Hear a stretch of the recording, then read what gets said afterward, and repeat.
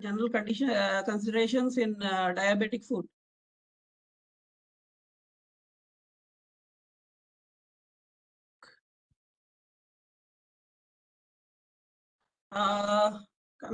Diabetes is the seventh leading cause of death worldwide, and diabetes is the leading cause of food pathology worldwide, causing ulcers from neuropathy, ischemia, and infection. Approximately 50% of diabetic are infected. 35% of the diabetic foot ulcers recur even after treatment within 1 year, and 77% of them recur after 5 years. 85% of the non-healing ulcers in diabetic foot end in amputation. Diabetic foot ulcers annual mortality rate is approximately 10%, and this figure reaches to around 20% if any major amputation is performed. Median incidence of mortality after amputation is 27 months in the case of diabetics, whereas it is 47 months in the case of non-diabetics. In diabetics who undergo major amputation, 5-year relative mortality rate is about 70%, and contralateral amputation is about 40% within the 3 years of the primary amputation. Coming to the number disease burden in India. In India, 77 million patients have diabetes diagnosed with prevalence of diabetes in India. The number only next to China. Diabetic foot ulcers were found in 4.5% of patients newly diagnosed with type 2 diabetes mellitus. Of these patients with diabetic ulcers, 46.1% are neuropathic, 19.7% are ischemic ulcers, whereas 34.2% are neuroischemic foot ulcers. Coming to pathophysiology of the diabetic foot ulcers, there are two major contributing factors, which are peripheral arterial disease and peripheral neuropathy. The other contributing factors include soft tissue infection, biomechanical abnormalities, peripheral edema, plantar calyx formation, nephropathy, poor glucose control, old age, and prolonged diabetic course. All these factors combine together to create pressure points, abnormal pressure points in the foot, and that lead to diabetic foot ulceration. Diabetic neuropathy is basically both somatic and autonomic neuropathy, and within somatic, it is both sensory and motor neuropathy. Somatic neuropathy is insidious and progressive, and which eventually leads to complete loss of sensation, and patient will have unperceived foot trauma and ulceration. Isolated somatic neuropathy has 7-fold risk of ulcer compared to the other patients. Unperceived trauma due to isolated somatic neuropathy or complete loss of sensation include puncture wounds, burn wounds, improper fitting footwear, cutting, and even grooming of nails. Such trivial trauma can also lead to ulceration and eventually the complications that go with it. Somatic neuropathy also accounts for muscle wasting, especially in the anterior calf muscles, which causes flexor and extensor imbalance, causing weakening of the anterior calf muscles, causing equinus deformity. This causes abnormal pressure points in the forefoot. That is the leading cause of ulcers. That is the leading site of ulcers in diabetic foot. Coming to autonomic neuropathy, there is a sympathetic autonomic nerve dysfunction which causes reduced sweating, which results in dry, fragile skin that causes cracking and fissure formation in the skin. There is also AV shunting and impaired microvascular regulation of the skin. This causes a warm foot, which is misleading for both, paradoxically warm foot, which is misleading for both patient and the caretaker.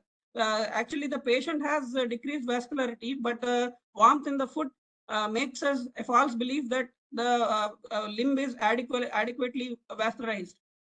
Peripheral arterial disease in diabetic foot, arterial insufficiency accounts for 50% of diabetic foot ulcers and 70% of mortality in diabetic patients. Peripheral arterial disease plus neuropathy accounts for 45% of diabetic ulcers.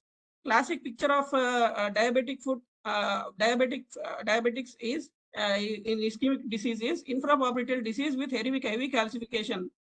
Femoral artery disease is similar in both normal population as well as diabetics, but this is infrapopliteal disease with heavy calcification is the classical picture of diabetic peripheral artery disease. Despite the basement membrane involvement, microvascular disease precluding revascularization has been disproved. The previous notion that revascularization might not give adequate results in diabetic foot because it is a microvascular level of involvement is now disproved with evidence that revascularization of tibial vessels will have great impact in wound healing as well as decreased amputation rates.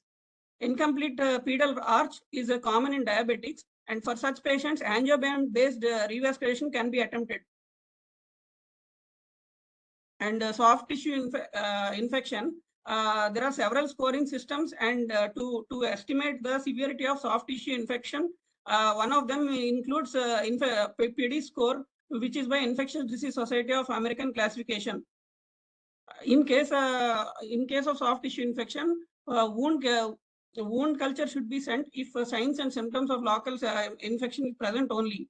Culture should not be obtained if no signs of infection, because such cultures revealed mixed flora, and that can lead to for unnecessary treatment and antibiotic exposure to the patient.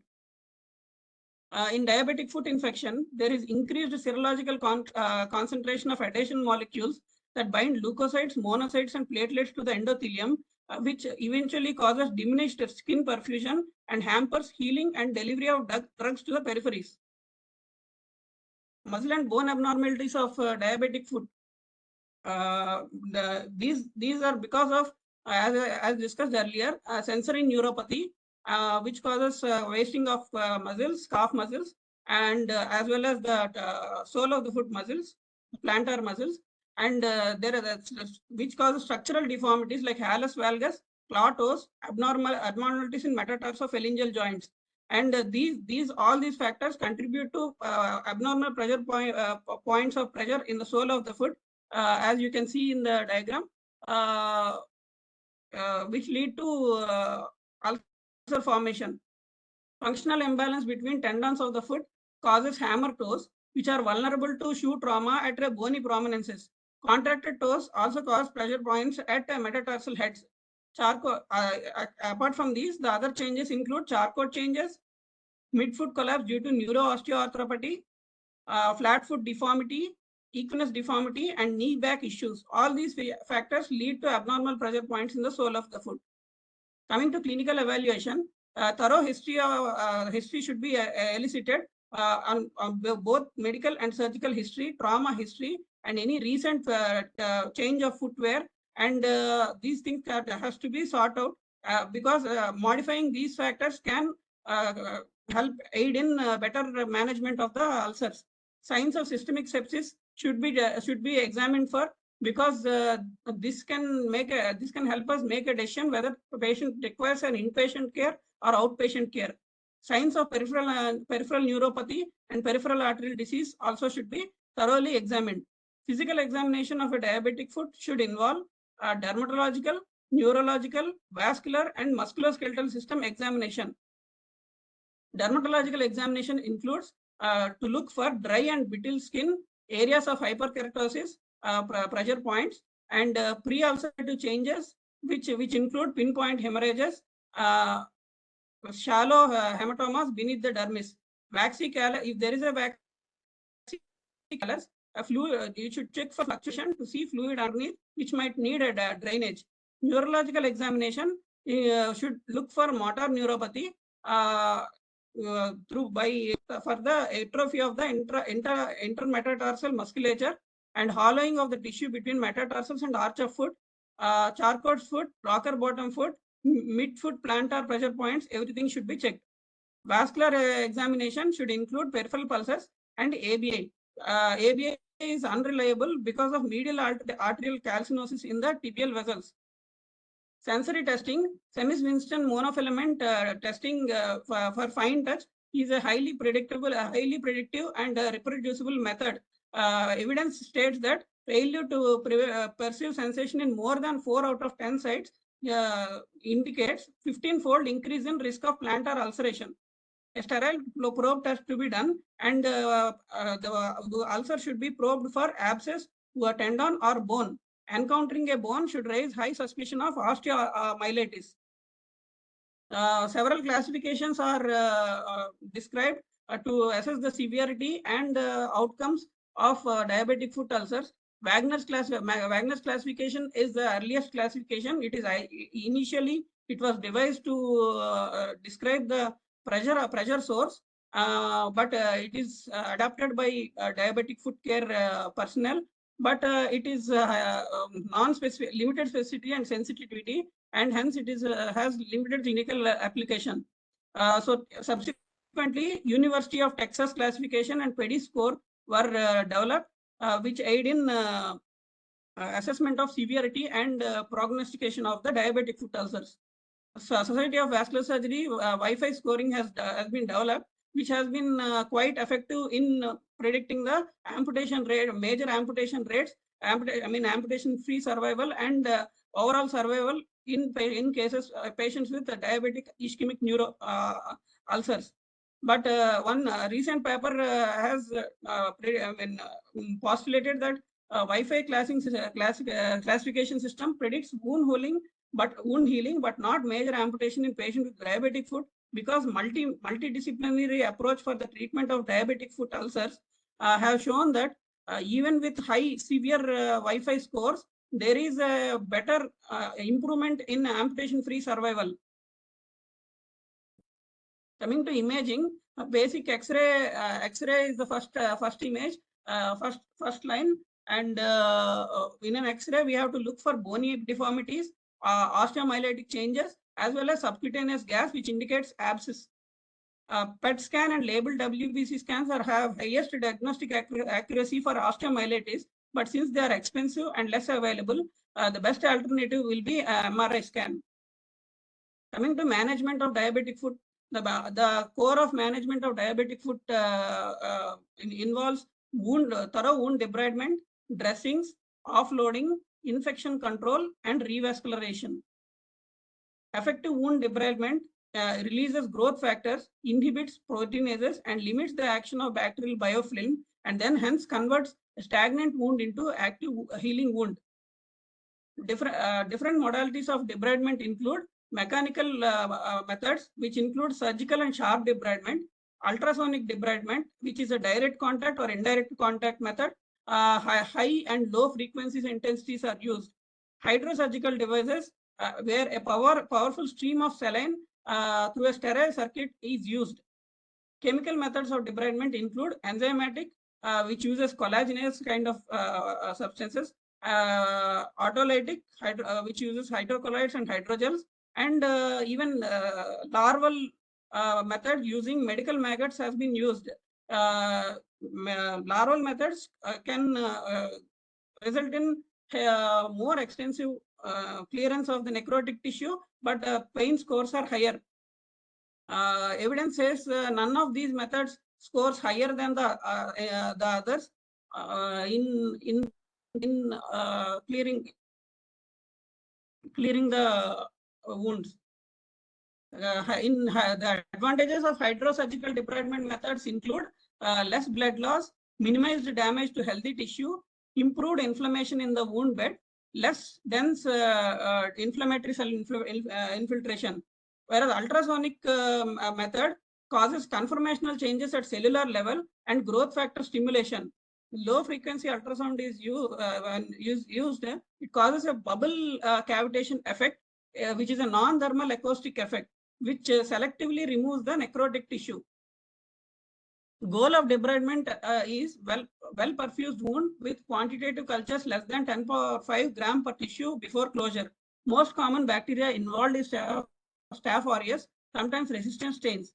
Moist dressings, silver-based wound dressings, these are all to be followed after debridement. Zhang and colleagues postulated that negative pressure wound dressings shrinks the wound effectively.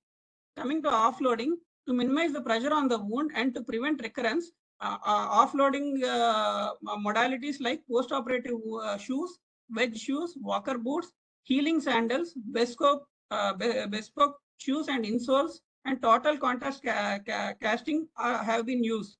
Of these, total contact casting has meta-analysis proven benefit, and that is the best modality available currently. Removable casts called cam walkers are being used very frequently, but the evidence regarding these is yet to be found. Multi-layer customized offloading arthrosis and fillers at the site of partial foot amputation are available to stabilize the foot within the shoe. Additional bracing and splinting can be used to offload the pressure, but these need to be replaced periodically throughout the life. Advanced wound care includes bioengineered cultured cell grafts, allografts, xenografts, amniotic membranes, which all have a good support from the research. Negative pressure wound therapy improves wound granulation, reduce wound healing times, and reduce incidence of minor amputation. Soft tissue surgery, whenever there are signs of infection like abscess, local gangrene, clinically or on X-rays or MRI, debridement or amputation should be performed. Aggressive debridement with appropriate exploration of facial compartments and layers of foot is to be done. Cultures are to be sent intraoperatively, and after infection control, the focus should be shifted on revascularization. More than 80% of wound closure has been reported with meticulous attention to detail in evaluation and multimodality management of wounds. Defining principles for successful wound closure include infection control, wound debridement, offloading, and moisture balance. Coming to local and free flaps, Doppler examination should be done to assess the antegrade and retrograde areas of flow for free flap planning. Bloom et al. Reported that if bone abnormalities are corrected properly, 97% of healing, among which 54% patients have no complication and 88% of no recurrence for 2.5 years has been reported. Forefoot wounds heal quicker than mid and hind foot wounds, and hence local flaps are proven to be very effective. If there are large areas to be covered, free flaps can be used. In free flaps, end-to-end anastomosis should be avoided to maintain the to preserve the vascularity to the peripheries. Before a free flap, it is mandatory to prevent to achieve perfect infection control, to see that the foot is revascularized, and to give proper offloading, and to control medical problems. As mentioned earlier, there is a 35% of recurrence after 1 year and 77% at 5 years, even after treatment of a diabetic foot ulcer. Neuropathy and peripheral artery disease are the main reasons for recurrence. To avoid recurrence, offloading plays a very important role. There is in diabetic foot ulcers, there is shortening of Achilles tendon due to contracture and chronic tightness, which increases the plantar foot pressures. On electron microscopy, Achilles tendon shows increased collagen density and structural disorganization. Colon et al. Reported that Achilles tendon lengthening causes only 2% recurrence at 3 years, whereas in patients which did not have tendon lengthening, 25% of recurrence is seen. Foot pressures more than 100 lb has more risk of ulceration, and Achilles tendon lengthening can decrease these pressures. Percutaneous lengthening of Achilles tendon, the goal is to achieve neutral position of the foot or 5-degree dorsiflexion of the foot. Flexor digital tendon tenotomy is another described procedure, but evidence is sparse at present. Peripheral arterial disease, lower extremity revascularization, as mentioned earlier, the evidence currently shows that it has significant effect on wound healing, contrary to the earlier belief. Vascular lab workup includes ABA, which is unreliable in certain patients because of tibial arterial medial calcinosis. Toe brachial index is more reliable because digital arteries are spared of calcification, and 0.6 more than 0.6 toe brachial index predicts better healing. Pulse volume studies, photoplethysmography, skin perfusion pressure, tissue TCPO2, these all can indicate and indicate the prognostic factors of prognostication of the wounds. Coming to imaging, CT angiogram, MR angiogram, and conventional angiography and CO2 angiography can be performed to assess the disease load. Interventions. Endovascular interventions include classically the below the knee angioplasty, because the classical infrapopliteal calcified vessels is the diabetic classical picture of diabetic ischemia. In endovascular management, arterial runoff plays a very significant predictive role, where percent of amputation is seen in patients with no vessel running into the foot, as compared to only 1.7% if at least one vessel is running into the foot. Standard balloons, drug-eluting balloons, pedal arch reconstruction with pedal loop techniques, they all are tested for angioplasty in tibial vessels.